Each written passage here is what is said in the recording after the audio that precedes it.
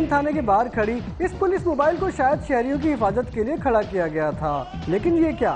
اس میں تو سادہ لباس ایک شخص خواب خرگوش کے مزے لوٹنے میں مصروف ہے۔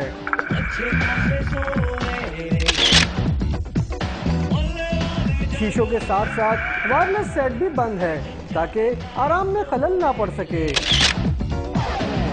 2 نشستوں کے آرام دہ بستر پر اطمینان سے سونا یہ ثابت کرتا ہے کہ موصوف قانون کے رکھوالے ہیں، ورنہ کسی کی کیا جرأت کہ موبائل میں اس طرح داخل بھی ہو سکے۔ قانون کے محافظ اگر اسی طرح ڈیوٹی کے دوران سوتے رہے تو جرائم پیشہ عناصر ان کی نیند سے مستفید ہوتے رہیں گے۔ کیمرامین علی جان کے ساتھ معراج اختر، ڈان نیوز، کراچی۔